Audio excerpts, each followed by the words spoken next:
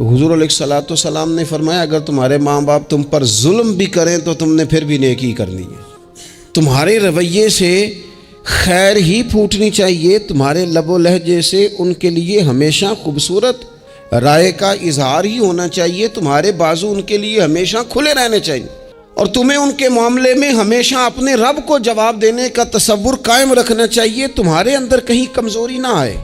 میں بڑی دیر سے اپنے دوستوں کی توجہ اس بات کی طرف مبذول کرا رہا ہوں کہ انسان کے ساتھ ہی ساری چیزیں رہتی ہیں، بیماریاں بھی، پریشانیاں بھی، کاروبار کا اتار چڑھاؤ بھی، انسان کے ساتھ دوستوں کی کبھی وفاداری، کبھی بے وفائی، کبھی بچوں کے مسائل، کبھی دیگر رشتہ داروں کے مسائل۔ اسے حکم یہ دیا گیا ہے، اسے سمجھایا یہ گیا ہے کہ وہ کسی ایک چیز میں الجھ کر باقی چیزوں کو بھولنا نہ شروع کر دے، کسی ایک پریشانی، ایک آزمائش کی وجہ سے اپنی زندگی کے سارے معاملات کو داؤ پہ لگانا نہ شروع کر دے، بلکہ وہ اپنے دل کو، اپنے سینے کو، اپنی طبیعت کو کشادہ رکھے۔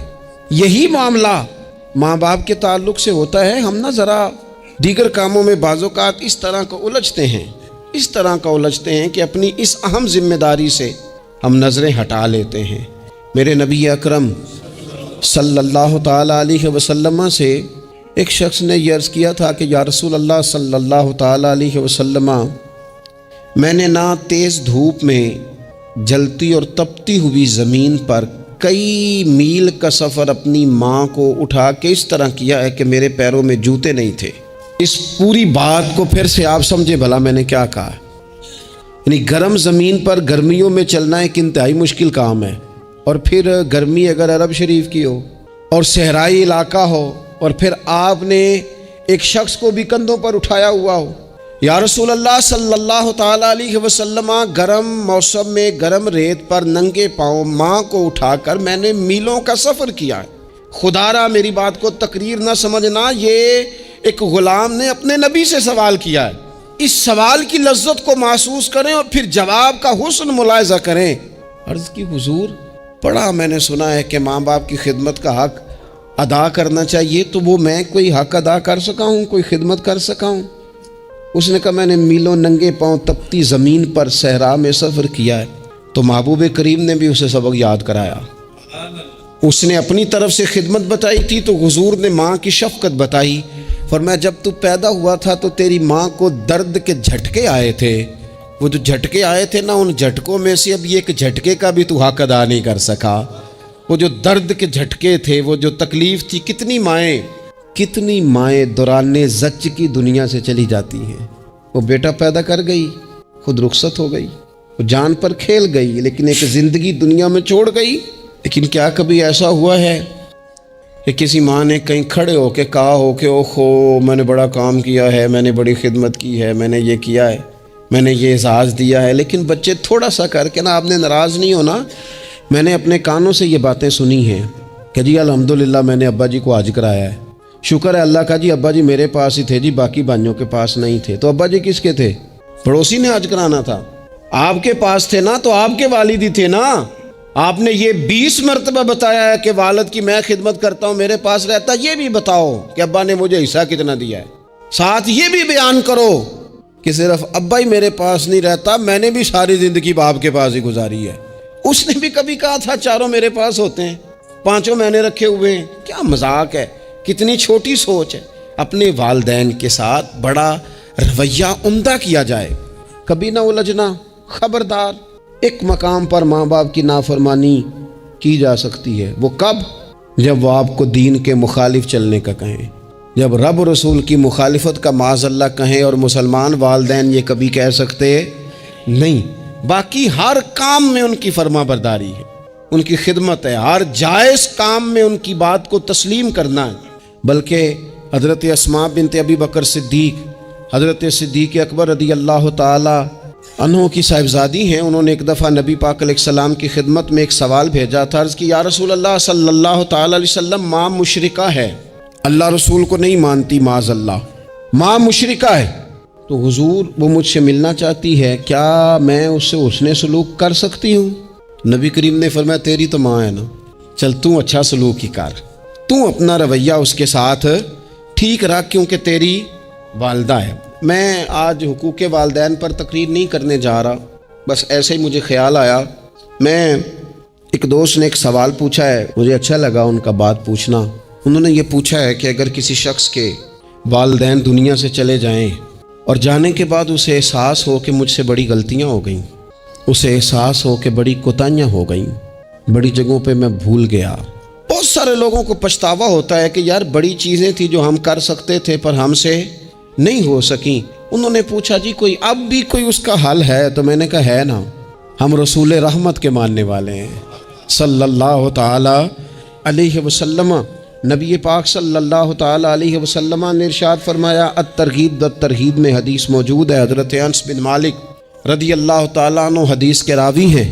اللہ کے پیارے حبیب علیہ الصلاۃ والسلام نے فرمایا، جس بندے کے والدین یا دونوں میں سے کوئی ایک انتقال کر جائے اور وہ معاذ اللہ ان کا نافرمان ہو، تو فرمایا پھر ان کے لیے دعا کرتا رہے، استغفار کرتا رہے، کرتا رہے، کرتا رہے، کرتا رہے، امید ہے اللہ اسے نیکوکاروں میں لکھ دے گا، وہ فرما برداروں میں آ جائے گا۔ شرط یہ ہے کہ وہ ان کے لیے استغفار کرے، دعائے مغفرت کرے، اب ان کے لیے وہ اب ہی شروع کر دے ان کو یاد کرنا، اب ہی اس مقام پر آ جائے، اب ہی کچھ سوچ لے، تو اللہ تعالیٰ کی بارگاہ سے کرم کی امید ہے کہ اللہ اس نے جو زندگی میں اس سے غلطیاں ہو گئی، رب اس کی ان غلطیوں کو معاف کر دے گا۔ روز استغفار کرے۔ ایک دوست نے مجھ سے ایک دفعہ پوچھا تھا کہ حضرت صاحب والدین چلے گئے ہیں، ان کے لیے کیا کروں؟ تو بڑی بڑی چیزیں بھی کی جا سکتی ہیں، لیکن میں نے اپنے اس محبت والے دوست کو یہ محبت والا مشورہ دیا تھا کہ میں چونکہ آپ کو جانتا ہوں آپ نماز میں کوتاہی کرتے ہیں، آپ نہ نماز پڑھنی شروع کر دیں۔ وہ کہنے لگے جی وہ تو میں پڑھوں گا، والدین کے لیے کیا کروں؟ میں نے کہا نماز پڑھیں، ہر نماز کی آخری رکعت میں کہو گے نا ربنا اغفر لی ولی کہو گے نا ہر نماز میں، تو کتنا بڑا اجر ملے گا آپ کے والدین کو۔ اور پھر وہ سارا اسلوب کہ پہلے آپ نے قیام کیا، پھر آپ نے رکوع کیا، پھر آپ نے سجدہ کیا، پھر آپ اتحیات میں بیٹھے، پہلے آپ نے اللہ کی بارگاہ کے اندر اس کی عبادت کرنے کا دھم بھرا، پھر اس کی وحدانیت کی شہادت دی، پھر اس کے محبوب پر درود پڑھا، اتنے سارے کام کر کے اب آپ نے آخر میں کہا ربنا اغفر لی والی والدیہ، یا اللہ مجھے بخش دے اور میرے والدین کو بخش دے۔ تو بتائیے اللہ کتنا کرم فرمائے گا۔ تو اپنے والدین کے لیے ان کے جانے کے بعد بہت ساری چیزیں ہیں، کفن دفن کا بندوبست کیا جائے، جنازے کا اہتمام کیا جائے، لیکن کچھ چیزوں کو نبی پاک علیہ الصلاۃ والسلام نے ذرا توجہ سے ہمیں سمجھایا ہے اور ہماری بار بار توجہ دلائی ہے۔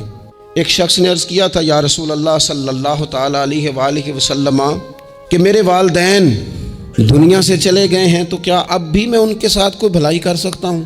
اچھا پہلے میں آپ سے ایک بات عرض کروں، ہمیں موقع ملتا ہے ختمات شریف پہ جانے کا، ایصال ثواب کی مجالس میں حاضری کا، اور پھر اللہ تعالیٰ یہ بھی موقع دیتا ہے کہ بعض اوقات مسلمانوں کے لیے دعا کرتے ہیں، اور ہمارے ذمے لگا دیا جاتا ہے کہ جناب اتنا ایصال ثواب کرنے کے لیے اہتمام کیا گیا ہے تو یہ آپ کر دیں۔ تو ہم پتہ کیا کرتے ہیں، ہم کہتے ہیں کہ جناب جانے والے کا نام بتاؤ، نام بتاتے ہیں تو ہم فلاں بن فلاں کہہ کے جو نام بتایا جاتا ہے ان کے لیے دعا کر دیتے ہیں، لیکن جب والدین کے لیے دعا کرتے ہیں پھر نام تو نہیں نہ لیتے، پھر کیا کہتے ہیں یا اللہ میرے والد کو بخش دے، میری والدہ کی مغفرت۔ اس کا مطلب ہے وہ دنیا سے چلے گئے، آج بھی ماں باپ ہیں، وہ رخصت ہوئے، انہوں نے پردہ کیا، ان کی روح کا رشتہ ٹوٹا ہے پر تیرا رشتہ ان کے ساتھ آج بھی قائم ہے، تیرا تعلق ان سے ٹوٹ سکتا، وہ تیرا تعلق، میں نے ایک دفعہ پہلے بھی کہا تھا، میرا بیٹا شاید قد میں مجھ سے تھوڑا اونچا ہو گیا ہو اور اللہ تعالیٰ نے مجھے بڑے محبت والے سنگی دیے، میں نے اپنی حیثیت اہمیت سے بڑھ کر دنیا میں محبت پائی، لیکن میں نے اپنی زندگی میں سب سے زیادہ اپنے والد کی کمی محسوس کی، بڑی محسوس کی۔ ابھی بھی کبھی کبھی سوچتا ہوں کہ کچھ باتیں صرف ان سے ہو سکتی ہیں، کسی اور سے نہیں ہو سکتی۔ کبھی کبھی محسوس ہوتا ہے کہ ان کے دامن کے اندر ٹھنڈ کے موقع پر نگ ملتا تھا اور گرمی کے موقع پر ٹھنڈی ہوا آتی تھی، یہ خاص انہی لوگوں کا وطیرہ ہے، یہ انہی کا خاصہ ہے، پتہ نہیں اللہ نے کس طرح ان لوگوں کو بنایا ہے اور کس طرح کا یہ رشتہ بنایا۔ تو نبی اکرم صلی اللہ تعالیٰ علیہ وسلم کی خدمت عالی مرتبت میں عرض کیا، صحابی نے سنن ابو داؤد شریف میں حدیث ہے، عرض کی یا رسول اللہ صلی اللہ تعالیٰ علیہ وسلم میرے والدین چلے گئے تو کیا میں ان کے جانے کے بعد بھی ان کے لیے کچھ کر سکتا ہوں؟ تو نبی پاک نے 5 باتیں ارشاد فرمائیں، فرمایا ہاں، ایک تو ان کے لیے دعا مانگا کر، دوسرا اللہ کے محبوب نے فرمایا ان کے لیے استغفار کیا کر، تیسرا رسول کریم علیہ السلام نے فرمایا اگر انہوں نے کسی سے کوئی وعدہ کیا تھا تو اسے پورا کر دے، اگر تجھ سے ہو سکے، اور رسول کریم علیہ السلام نے فرمایا اگر ہو سکے تو ان کی طرف سے صلہ رحمی بھی کر، یعنی ان کے رشتہ داروں سے اچھا سلوک کر، اپنے چچاؤں کے ساتھ تو نیکی کر، اور اگر تیری والدہ کی طرف سے تو نیکی کرنا چاہے تو اپنے ماموں کے ساتھ، خالاؤں کے ساتھ تو اچھا سلوک کر، اور پھر 5ویں نمبر پر محبوب نے فرمایا اپنے والد کے دوستوں کی تعظیم کر، ان کے لیے تیرے دل میں اچھے جذبات ہوں، تو اکرام کر دوستوں کا۔ اور والد کے دوستوں کے اکرام کا تو اتنا بڑا درجہ ہے کہ حضرت ابو بردہ رضی اللہ تعالیٰ عنہ تشریف لائے مدینہ طیبہ میں۔ حضرت ابو بردہ مدینہ طیبہ میں تشریف لائے تو حضرت عبداللہ ابن عمر رضی اللہ تعالیٰ عنہ ان سے ملنے پہنچ گئے فٹافٹی۔ مصروف آدمی تھے حضرت عبداللہ ابن عمر، بہت بڑے مفتی تھے، لوگ ہر وقت مسائل پوچھتے تھے، حج کے سب سے زیادہ مسائل انہی کو آتے تھے، اور صحابہ میں ایک بہت بڑا مقام رکھتے تھے۔ حضرت عبداللہ ابن عمر فوراً حضرت ابو بردہ رضی اللہ تعالیٰ عنہ سے ملاقات کے لیے پہنچے، اور پہنچتے ہی فرمانے لگے آپ کو پتہ ہے میں آپ سے کیوں ملنے آیا ہوں؟ حضرت ابو بردہ کہنے لگے میں تو خود بڑا حیران ہوں کہ آپ ایک مصروف آدمی اور آپ ٹائم نکال کر کے میرے پاس تشریف لائے۔ فرمانے لگے اس لیے آیا ہوں کہ میرے والد آپ کے والد کے دوست تھے، حضرت فاروق اعظم کے دوست تھے آپ کے والد، اور یہ صحیح ابن حبان میں یہ لفظ موجود ہیں۔ حضرت سیدنا عبداللہ ابن عمر رضی اللہ تعالیٰ عنہ فرمانے لگے نبی پاک علیہ السلام نے فرمایا ہے کہ جو اپنے والد کی قبر میں ان سے اچھا سلوک کرنا چاہے وہ والد کے دوستوں کے ساتھ اچھا سلوک کرے، وہ اس رویے کو، اس محبت کو قائم کرے، اس چیز پر خاص اہتمام کرے، خاص ذوق دے۔ ہمارے ہاں نا جی ہم جلدی سے مصروف ہو جاتے ہیں اور اپنے دوستوں کو زیادہ ٹائم دیتے ہیں، اپنا آنا جانا، اپنا اٹھنا بیٹھنا، اپنے شب و روز ان میں ہم زیادہ وقت گزارتے ہیں۔ کرنے کا کام یہ ہے کہ تھوڑا ٹائم نکال کے، تھوڑی فرصت دیکھ کر اس پر تھوڑی توجہ دی جائے۔ اسی طرح معروف روایت سیاستہ میں موجود ہے، حضرت مالک بن دار کہتے ہیں کہ میں حضرت عبداللہ ابن عمر کے ساتھ جا رہا تھا تو میں نے دیکھا ایک بدو ننگے پاؤں اور ننگے سر آ رہے ہیں۔ حضرت عبداللہ ابن عمر نے فٹافٹ انہیں اپنی سواری بھی دے دی، سیاستہ سے حدیث عرض کر رہا ہوں، سواری بھی دے دی اور پگڑی بھی دے دی۔ فرماتے میں نے عرض کی حضرت عبداللہ ابن عمر سے کہ حضور یہ بدو ہیں، یہ تو تھوڑے سے نذرانے پہ بھی خوش ہو جاتے، آپ کوئی عام معمولی سا تحفہ بھی دیتے تو راضی ہو جاتے، اور آپ نے پگڑی بھی دے دی اور گھوڑا بھی دے دیا۔ حضرت عبداللہ ابن عمر کہنے لگے یہ کوئی عام آدمی نہیں، یہ میرے والد کے دوست ہیں، اور والد کے دوستوں سے محبت کرنا یہ ہمیں رسول رحمت نے سکھایا ہے، کیونکہ اصلاں نال جے نیکی کریے تو نسلاں تاک نہیں بھول دے۔ محبتوں کو قائم رکھنا، ان کو دوام دینا۔ ہمارا تو چچا کے ساتھ سلوک نہیں رہتا، توجہ نہیں رہتی۔ ہم نے اصالِ ثواب کا جو مفہوم بنا لیا ہے وہ بڑا گڑبڑ ہے۔ اگر تو کسی کے پاس بہت زیادہ پیسے ہوتے ہیں تو وہ اصالِ ثواب کی محفل ویسے ہی ایک سیاسی اجتماع بن جاتی ہے، اور جو عام لوگ ہیں ان کا زور کہیں نہیں چلتا تو چلو مسجد میں تو چلتا ہی ہے نا، وہ آ کے کہتے ہیں مولوی صاحب کو کہ بچے بھیج دیں اور پورا قرآن پاک پڑھانا ہے ہم نے۔ بھئی نبی پاک علیہ السلام نے تو فرمایا جتنی دیر دل جمے اتنی دیر پڑھو، آپ نے کیوں پابند کیا پورا پڑھنے کا؟ اور پھر اللہ تبارک و تعالیٰ اگر معاف فرمانے پہ آئے، وہ تو پتر بسم اللہ بھی پڑھے تو اللہ باپ کو معاف فرما دیتا ہے۔ شرط یہ ہے کہ خلوص ہو، وہاں تو معیار دیکھا جاتا ہے، مقدار تھوڑی دیکھی جائے۔ تو اصالِ ثواب تو یہ ہے کہ آپ ضرورت دیکھیں کس چیز کی ہے۔ ہمارے ہاں منوں کے حساب سے کھانے پک جاتے ہیں، بڑی بڑی لمبی دعوتیں ہوتی ہیں، بڑا کچھ ہوتا ہے، لیکن جو ضرورت ہوتی ہے، ضرورت کو ہم نہیں دیکھتے۔ اگر آپ کوئی اور کام ضرورت کا کرا دیں نا، کروڑوں روپیہ آپ نے لگا دیا ختمات پہ اور فلاں پہ، اور جس قبرستان میں آپ نے والد کو دفن کیا اس میں تو غریبوں کے لیے مزید جگہ ہی نہیں دفن کرنے کی، تو یہ اچھا اصالِ ثواب نہیں تھا کہ قبرستان کی جگہ بڑھائی جاتی؟ یہ اچھا اصالِ ثواب نہیں تھا کہ مسجد کا ماحول دیکھا جاتا، علاقے کے غرباء پر نظر کی جاتی؟ وہ لوگ جو بیچارے قرض کے نیچے آ کے پوری طرح دب گئے ہیں، نفسیاتی مریض ہو گئے، ان غریبوں کو دیکھا جاتا، یہ اصالِ ثواب نہیں تھا؟ آپ دیکھیے حضرت سعد رضی اللہ تعالیٰ عنہ نے حضور کی بارگاہ میں عرض کی، یا رسول اللہ صلی اللہ تعالیٰ علیہ وآلہ وسلم، میری ماں ایک غلام آزاد کرنا چاہتی تھی، اگر میں ان کی طرف سے وہ غلام آزاد کر دوں موتا امام مالک میں روایت موجود ہے، اب غلام آزاد جب آپ کر دیتے تھے نا، آج کل تو غلام بکتے نہیں، لیکن ایک قسم غلامی کی آج بھی ہے، بتا دوں آپ کو، وہ جو بندہ ایڈوانس نہیں لے لیتا بیچارہ 4 لاکھ روپیہ، پھر اس کو تنخواہ بھی پوری نہیں ملتی، پھر اس کی جان بھی نہیں چھوٹتی، وہ کہیں اور جا بھی نہیں سکتا۔ بھئی آپ ایڈوانس دیں گے کسی کو، اس کو خرید تو نہیں نہ لیں گے، اس کی مجبوری تو نہیں نہ خریدیں گے، اللہ کو ناراض تو نہیں نہ کر لیں گے۔ آپ ایڈوانس دیں لیکن پھر اسے تنخواہ بھی تو اتنی دیں جتنی معاشرے میں روٹین سے ہوتی ہے۔ یا رسول اللہ اگر میں غلام آزاد کر دوں اپنی ماں کی طرف سے، چل تو بھی کسی کو ایڈوانس معاف کر دے ماں باپ کی طرف سے، چل تو بھی کسی کو چھوڑ دے قرضہ ماں باپ کی طرف سے، چھوڑ دے، کچھ نہیں ہوتا۔ رسول کریم علیہ السلام کی بارگاہ میں عرض کی حضرت سعد نے، یا رسول اللہ صلی اللہ تعالی علیہ وسلم، اگر میں اماں کی طرف سے غلام آزاد کروں تو ماں کو ثواب ملے گا؟ حضور نے فرمایا کرنا، ملے گا نا تیری ماں کو ثواب، کرنا، تم یہ سال ثواب، یہ والا سال ثواب کرنا۔ حضرت سعد رضی اللہ تعالیٰ عنہ نے ایک مقام پر یہ بھی عرض کیا تھا، ابو داؤد شریف میں موجود ہے کہ یا رسول اللہ صلی اللہ تعالیٰ علیہ وسلم، میری ماں کا انتقال ہو گیا، ان کی طرف سے کچھ کرنا چاہتا ہوں، کیا کروں؟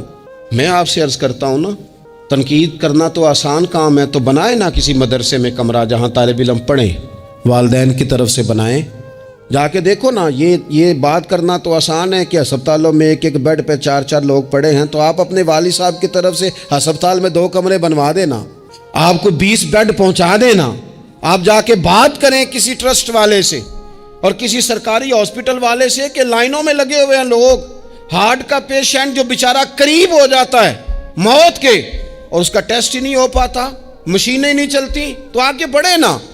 کیا یہ کام نہیں ہے دور بیٹھ کر تنقید کر دینا اور تھوڑی دیر تبصروں کا مزہ لے کے چپ کر دینا؟ یہ تو کوئی بھی کر لے گا، لیکن عملی اقدام کس نے کرنا ہے؟ حضرت سعد نے عرض کی، حضور اماں چلی گئی ہے، ان کے لیے کیا کروں؟ تو شارحین حدیث کہتے ہیں شاید میٹھے پانی کے کنووں کی بعض جگہوں پہ کمی تھی، کریم نے فرمایا پانی کا احسال ثواب کر۔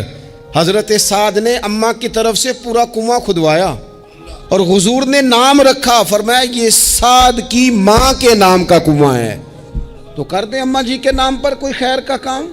اگر اور کچھ نہ ہو سکے تو اگر گلی ہم نے تنگ کر دی ہے نا، تو ابا جی کی طرف سے وہ کشادہ کر دیں، اس کا بھی ثواب ہوگا انشاءاللہ۔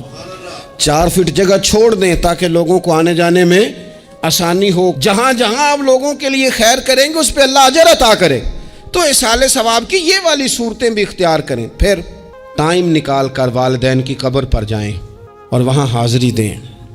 جو لوگ مزارات پر جانے کے شوقین ہیں وہ ضرور جائیں، میں بھی جاتا ہوں، اور میں آپ کو پہلے بھی کہہ چکا ہوں، میں داتا صاحب رحمۃ اللہ علیہ کبھی بھی اس طرح نہیں گیا کہ میں جلسے پہ گیا ہوں، محفل پہ گیا ہوں، کسی کام گیا ہوں تو حاضری دے لوں، میں سمجھتا ہوں یہ ٹھیک نہیں ہے۔ میں تو داتا صاحب اسپیشل جاتا ہوں، میں تو حضرت بابا صاحب بھی جب جاتا ہوں تو اسپیشل جاتا ہوں، اور میں جاتا بھی ہوں تو ان کی خدمات دینیہ کو، ان کی عظمتوں کو سلام کرنے جاتا ہوں۔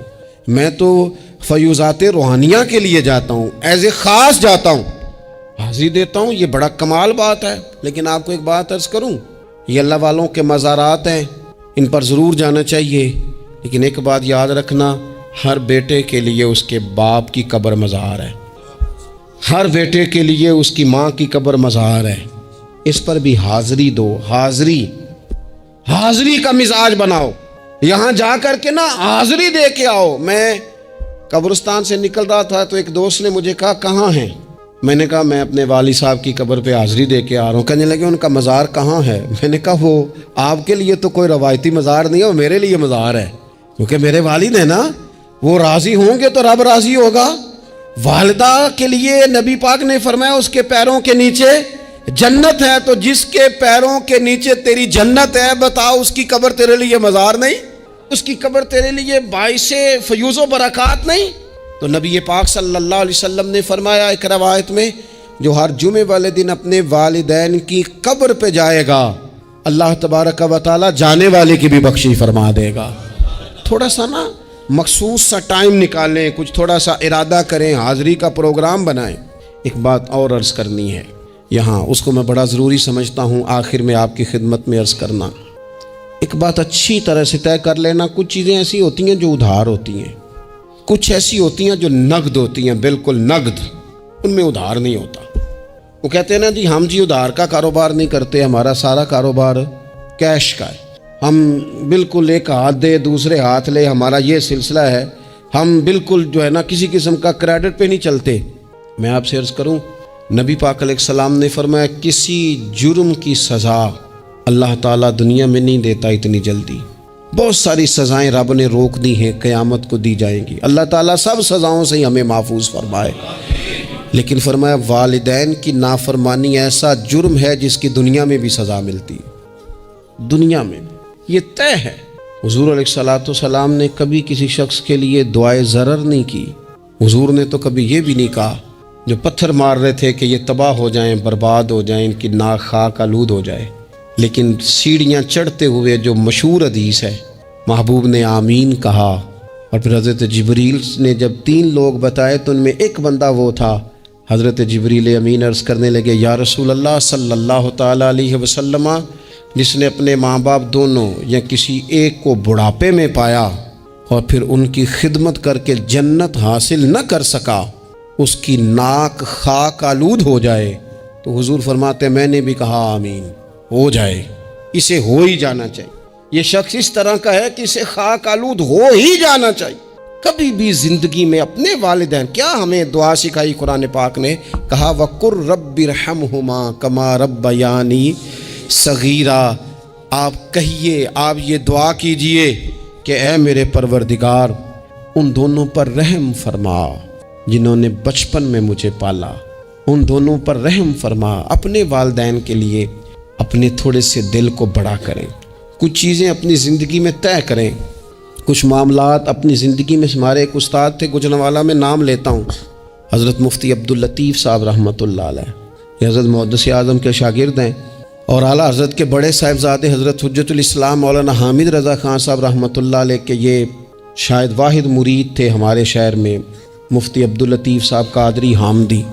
گوجرانوالہ میں شاید کوئی شخص ہو جس نے گوجرانوالہ میں پڑھا ہو تو وہ حضرت کا شاگرد یا شاگرد کا شاگرد، یہ ان کی زندگی تھی۔ ان کی والدہ کی بڑی لمبی عمر ہوئی، تو ان کے بعض کلاس فیلو نا استاد صاحب کہتے ہیں مجھے مذاق کرتے ہیں، وہ کہتے ہیں رات کو محفل پہ آنا ہے، تو استاد جی کہتے ہیں میں امی سے پوچھ کے بتاؤں گا۔ تو کہتے ہیں آپ کیا بات کرتے ہیں، اتنی آپ کی عمر ہو گئی، بچے آپ کے بڑے ہیں، پوتے آپ کے، پوتیاں نوازے، اور ابھی بھی امی سے۔ فرماتے اماں بوڑھی ہیں، ضعیفہ ہیں، میں نہیں نہ ہوتا تو پریشان ہو جاتی ہیں، دیر سے آتا ہوں تو سو نہیں پاتی، امی سے پوچھ کر بتاؤں گا۔ او دوستو، یہ لوگ شاید آج اسی لیے ان کے مزارات سے خوشبو زیادہ آتی ہے، شاید اسی لیے لوگ ان کا نام ممبروں پہ لیتے ہیں، جمعوں میں تذکرے کرتے ہیں، شاید اسی لیے ان کے لیے دعائیں زیادہ ہوتی ہیں، شاید اسی لیے ان کی اسناد زیادہ چلتی ہیں۔ کیا میرے رسول کریم نے فرمایا، حضور نے فرمایا صحابہ اگر میری والدہ موجود ہوتی نا، اور میں تمہیں نماز پڑھانے آتا اور میں سورہ فاتحہ پڑھ لیتا، اور میری ماں پردہ سرکا کے کہتی بیٹا ذرا میری بات سننا، تو فرمایا اللہ کی قسم نماز توڑ کے اپنی اماں کی بات سن کے آتا۔ آپ میری بات کو سمجھیں، اس مفہوم کو اپنی زندگی میں پیدا کریں، اور بالخصوص والدین رخصت ہو جائیں تو پھر تو زیادہ حق بنتا ہے کہ ہم تھوڑا اور زیادہ محتاط ہو جائیں۔